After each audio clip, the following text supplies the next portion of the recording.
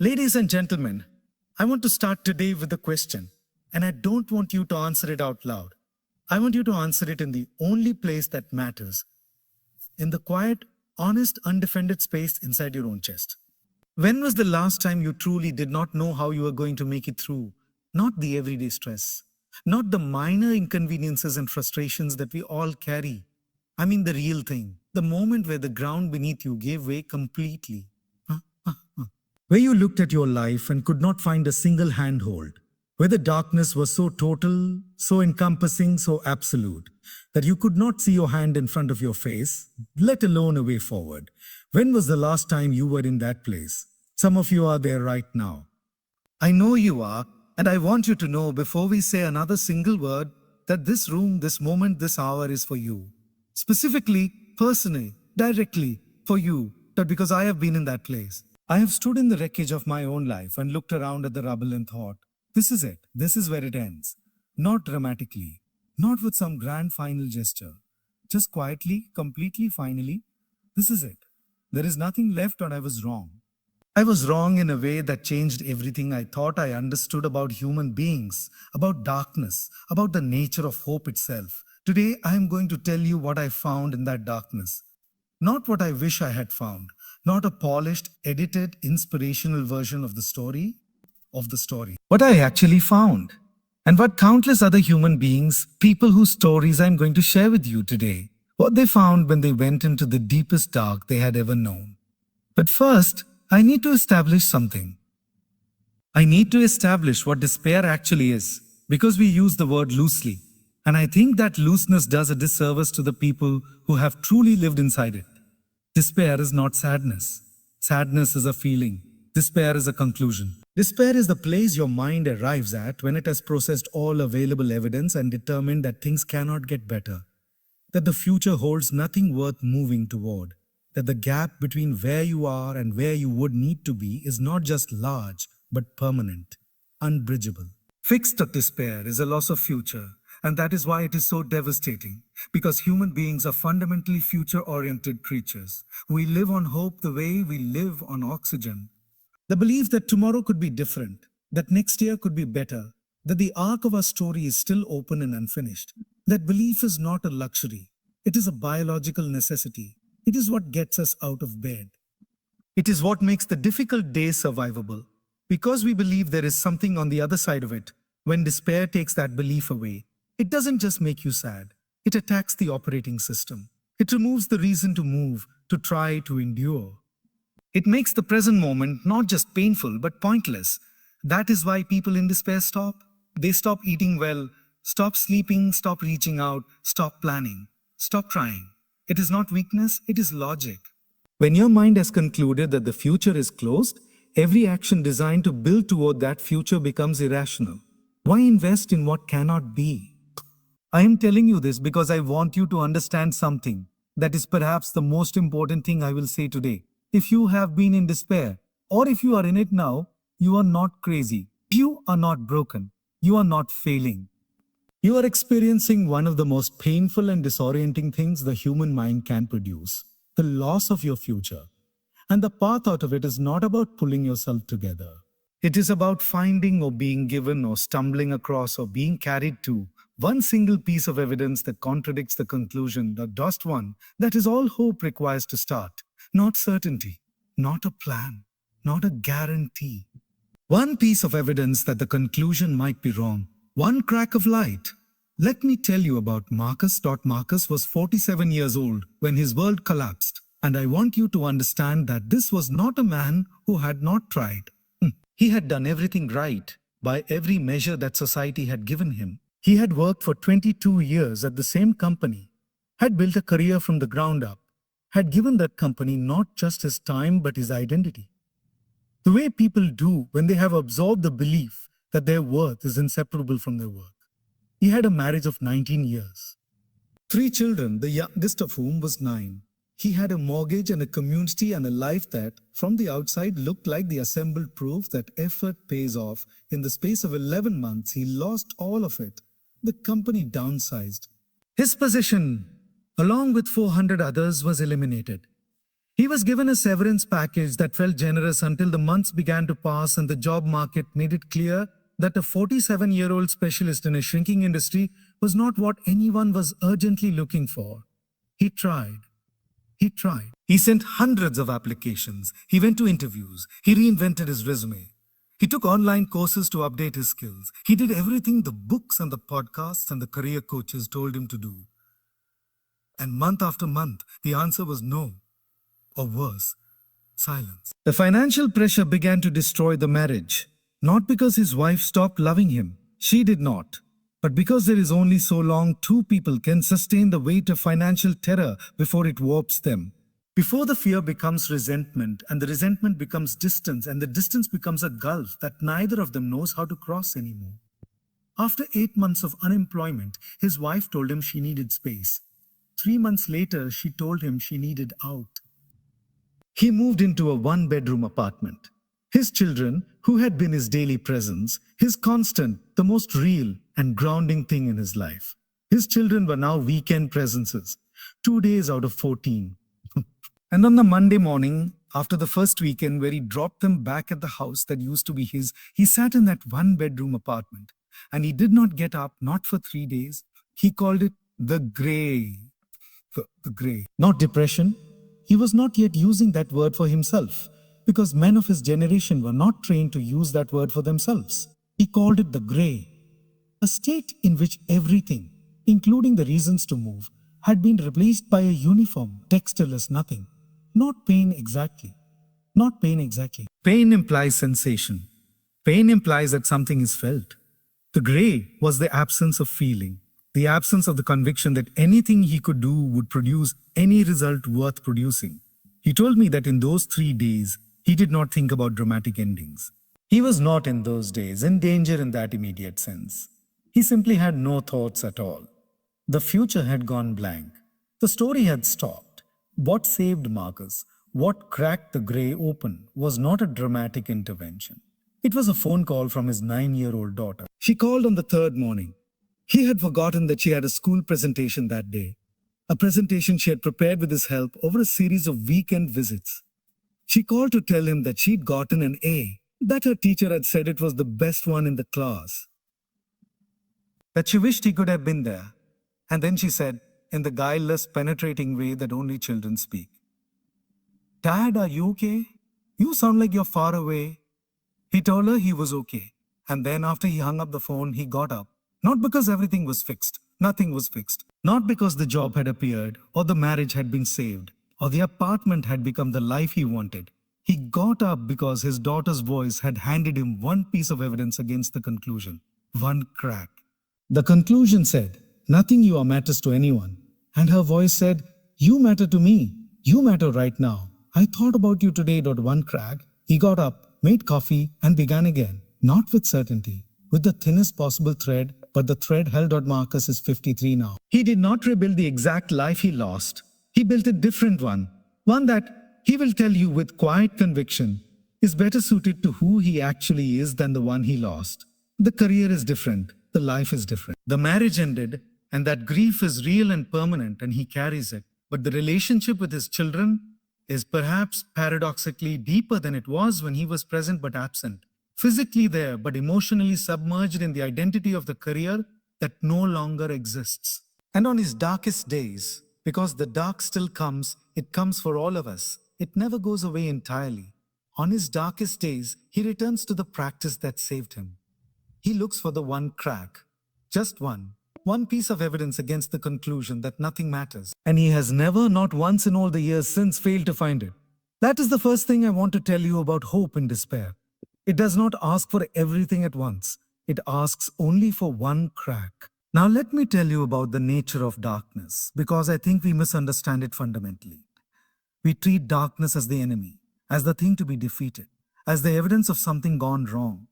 And that misunderstanding keeps people from accessing the deepest and most surprising truth about despair, which is that it carries within it, embedded in its very nature, the seed of the transformation that comes after it. Think about the darkest experiences in your own life. Not as you were living them, while you were inside them, they felt like only destruction. But from the distance of time, from the vantage point of having come through them, what did those experiences give you? What did they strip away? What did they force you to confront, to release, to rebuild? I am not saying the darkness was good. I am not saying you should be grateful for your suffering. That is not what I am saying. And if I was saying that, I would want you to challenge me because suffering is real and its cost is real and romanticizing it serves no one. What I am saying is this: darkness and transformation are not separate events. They are the same event, experienced from different positions in time. The caterpillar does not see transformation while it is dissolving. I want you to sit with that image for a moment. Most people know vaguely that caterpillars transform into butterflies. But do you know what happens inside the chrysalis? Because it is one of the most extraordinary and instructive processes in all of nature, and I think if more people understood it, they would understand their own periods of darkness very differently. When a caterpillar enters its chrysalis, it does not simply grow wings, it dissolves. Literally. Its body breaks down into what biologists call imaginal soup. A cellular soup with no discernible structure, no form, no coherent identity. Everything the caterpillar was becomes undifferentiated raw material, and inside that soup, something extraordinary happens. Certain cells, called imaginal cells, begin to organize. They carry the blueprint of what is coming. They begin to cluster, to communicate, to build. First rejected by the caterpillar's immune system, which recognizes them as foreign and tries to destroy them, they persist, they multiply, they connect, and eventually they reach critical mass. And what assembles from that soup is entirely different from what dissolved into a dot. The butterfly is not an improved caterpillar. It is a new creature, assembled from the same raw material, according to a completely different design. That is what happens in human despair when we allow it to complete its process, instead of interrupting it with every available distraction and avoidance. Not that the process is comfortable. It is not. It is the dissolution of old identities, old stories, old beliefs about who we are and what our life is. It is the loss of the forms that contained us, the career, the relationship, the sense of self, the vision of the future we had constructed. It is the period of the soup. And in the soup, it feels like ending. It feels like loss. It feels like only subtraction. Because you are in the middle of the process and you cannot yet see what is assembling in the dark. But the imaginal cells are there. They are always there. The impulse is toward meaning, toward connection, toward growth. They survive the dissolution. They are the things that do not break down in the chrysalis, no matter how much everything else does. They are the seeds of what is building, even when everything visible looks like ruin. Hold on to that image. Come back to it when you are in the soup, because when you are in the soup, the most dangerous thing you can believe is that the soup is the final state. It is not. It is the transitional state. It is the between. And the between is not the end. It is the material of the beginning. I want to talk now about a specific kind of despair, the kind that comes not from sudden loss, but from cumulative erosion. Because while some people enter despair through catastrophe, the sudden shocking event that breaks the world open, others arrive there through a much quieter and in many ways more insidious process, the process of slow wearing away. This is the despair of the person who has been struggling for so long that the struggle has begun to feel like permanent reality. The person who has fought for years against poverty, against illness, against a system that was not built for them, against circumstances that do not yield no matter how hard they push, and who has gradually, almost imperceptibly, stopped believing that the effort is connected to any outcome. Who has learned through repeated experience that trying produces no result. Psychologists call this learned helplessness. It was first described in an experiment that was, by modern standards, cruel, but whose findings were so significant they changed our understanding of depression, of resilience, of the human response to suffering. Animals placed in conditions where their actions had no effect on their circumstances eventually stopped acting entirely, even when the circumstances changed and their actions could have produced relief. They had learned that nothing they did mattered. And that learning was so powerful, so deep, that it persisted even in the presence of evidence to the contrary. This is the most difficult form of despair to reach, because the very mechanism that would allow the person to reach for hope, the belief that action is connected to outcome, has been systematically dismantled by experience. And you cannot simply tell this person to try harder, to believe more, to look on the bright side, because those words land on a mind that has learned through actual lived experience not to believe them. What this person needs is not inspiration. What they need is evidence. Small, undeniable, personal evidence that one single action can produce one single positive outcome. The smallest possible step that closes the gap between action and result. Not a leap of faith, a pebble. A single pebble placed carefully on the most unstable ground. I want to tell you about Amara. Amara came to this country at 23 with nothing but a degree from a university in a country that this country did not recognize and a determination, but the first several years was regularly crushed and regularly reassembled. She worked jobs for which she was enormously overqualified because her qualifications were not understood here. She studied at night to get the certifications that would allow her education to be seen. She sent applications to companies that did not call back. She sat in waiting rooms that made her feel invisible. For 7 years, Amara lived in the gap between who she was and what the world would allow her to be seen as. And the gap was wide, and it was exhausting, and there were long stretches of time, months at a time, when she allowed herself to consider the possibility that this country, this life, this effort had been a mistake. Dot taught me about a specific evening. She was sitting in the single room she rented in a shared house, doing the math on her bank account and realizing that after rent and the cost of the next certification exam and the food required to get through the next 2 weeks, she had $14, $14, and a stack of rejection emails on her phone, and a voice very quiet, very measured, not dramatic at all, which made it more terrifying. A voice that said, "You have tried everything. Nothing has worked. This is who you are, and this is what your life is. Stop." She almost listened to that voice. What stopped her? And she will tell you she cannot fully explain why she did this. Why this particular night was that she opened her journal. She had not written in it for months. She opened it and read back through the entries from the previous 3 years. And what she found in those pages was not evidence of failure. What she found was evidence of distance traveled. The person writing in those pages from 3 years ago did not know things that the person reading them now knew, did not have skills that the person reading them now had, could not have navigated situations that the person reading them now navigated as a matter of daily routine.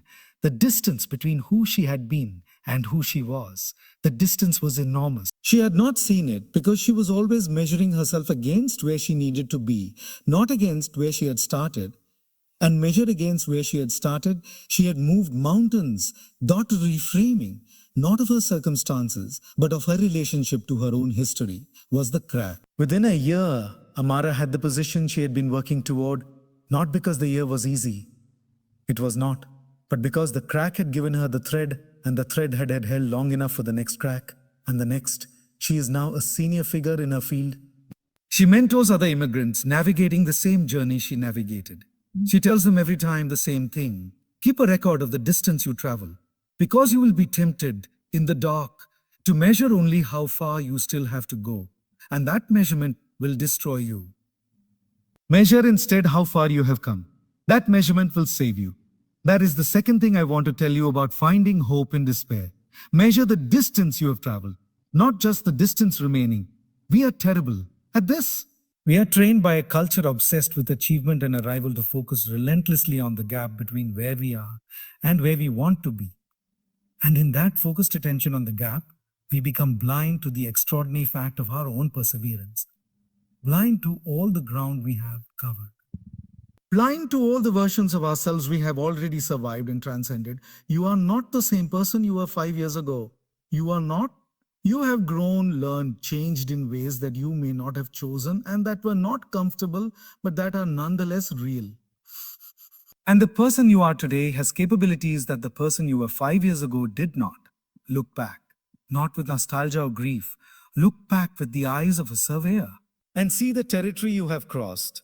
Now I want to talk about something that we almost never talk about when we talk about hope and despair. And I think its absence from the conversation is one of the reasons people feel so isolated in their struggle. We almost never talk about the way hope is transmitted between human beings. Hope is not only an internal state, it is also a relational one. It is something that can live in you on behalf of someone else when they cannot hold it for themselves. And it is something that others can hold for you during the periods when you have lost it. This is not just a nice idea. There is a physiological reality to it. When a person in despair is in the genuine presence of someone who holds hope for them, not false positivity, not toxic brightness, but real, grounded, honest hope, something shifts in their nervous system. The co-regulation that happens between human beings in close contact is real and powerful. We are not isolated biological units. We are, at our most fundamental level, relational creatures, and we can literally borrow the regulation of another person's nervous system. We can borrow their calm, we can borrow their hope. This is why the simple act of presence, of sitting with someone in their darkness without trying to fix it, without trying to rush them out of it, without needing it to be resolved, is one of the most powerful things one human being can do for another. Not advice, not solutions, evolution, not the litany of reasons they should feel better. Presence, the message that you are here, that you are not afraid of their darkness, that you will not leave because of it. And that presence says, I am holding the hope you cannot hold right now. I am keeping it for you until you can carry it again. Hold it again. Think about the moments in your own life when someone held that for you. When you were in the dark and someone sat with you in it, not pulling you out, not turning on lights you weren't ready for, just sitting, being there, staying. Do you remember what that felt like? Like the particular quality of that presence, it felt like safety. Even in the middle of the worst thing, it felt like I am not alone in this. And that not aloneness, that single shift from isolated to accompanied, does not fix the problem. The problem remains exactly as it was. But the relationship to the problem changes, because the problem met alone is one thing. The problem met in the company of someone who believes you can survive it. That is something else entirely. We need each other, not as a weakness, as a biological fact, as a design feature. We were not built to carry the worst things alone. We were built for the kind of love that shows up in the dark and stays. And if you are in a period of despair right now, I want to ask you, is there someone you have not called? Someone you have kept this from because you did not want to be a burden, because you did not want to admit how dark it has gotten, because you have convinced yourself that your darkness is yours to carry alone. Call them, not with a plan, not with a solution. Just call and say, I'm not okay. I need you to know. That is all. That is the whole action. Let someone else hold the hope for one night while you rest, or not a burden. You are a person in the dark, reaching for a hand. And the right people, when you reach, will reach back. Let them. Now I want to tell you about something that happened to me. I have been building toward this, and I want to tell it carefully, because I think the details matter. There was a period in my life. I was in my early 30s when I lost in quick succession 3 things that I had organized my identity around: my work, a relationship, and my sense of physical health, when a series of tests came back with the results I was not prepared for. None of these things were as catastrophic in isolation as what I've described happening to others, but combined, arriving in the space of about 18 months, they produced in me a state that I now understand was clinical depression, though I did not understand it that way at the time. What I understood at the time was that I woke up every morning into a feeling that I can only describe as the opposite of arrival. Like every morning I was dropped from a height into a reality I had not chosen and could not navigate. The first minutes of consciousness each day were the worst. The moment before full wakefulness, when I sometimes didn't remember, and then remembering, I stopped telling people how I actually was. The standard human exchange. How are you? I'm fine. How are you? I'm fine. How are you? Became a small daily performance that took more out of me than anyone knew, because the distance between I'm fine and the actual answer was enormous. And maintaining that distance day after day becomes its own exhaustion. I had a friend, and I am going to call her by the name she deserves to be called, which is extraordinary. Her name was Grace, which was apt. Grace was the person who noticed, not because I told her. I did not tell, I told her. She noticed because she was paying attention. Because she was the kind of friend who watched, not just listened, who measured the gap between how I said I was and how I actually seemed. And one evening she showed up at my apartment announced with food, sat down on my floor and said, I'm not leaving until you tell me what's actually happening. And I cried for 2 hours, not pretty crying. The kind of crying that is really more like collapse. The kind that has been held back for so long that when it, releases everything at once. 2 hours of the actual truth about how dark it had gotten, about the mornings, about the performance of I'm fine, fine, about the belief that had quietly installed itself at the center of my operating system, that I had been a mistake, not that I had made mistakes, that I myself was one. Grace did not try to fix any of it. She did not tell me why I was wrong or list the reasons I should feel different or prescribe the actions that would help. She listened. She stayed on the floor. She handed me food and let me cry and was simply there, solidly, undismissibly there, undismissibly there. And at the end of 2 hours, she said something that I have never forgotten. She said, I don't know what happens next. I don't have answers for you, but I know you are in this room and I's room, and that is true right now. That is true right now. That is something, those three words. I have turned them over and over in the years since. They are not dramatic. They do not solve anything. They do not promise anything. They simply draw the circle of what is real around the present moment. They say, in the middle of everything uncertain, here is one thing that is certain. You are here. I am here. That is something. That was my crack. From there, slowly, imperfectly, with the help of a therapist and medication and grace and time, I began to find my way back. Not to who I was before. There is no going back ever for any of us to who I could become after. And the person I became after carried something that the person before did not. Carried a knowledge of darkness that I would not trade now for anything. Not because suffering is good. Let me say that again. It is not.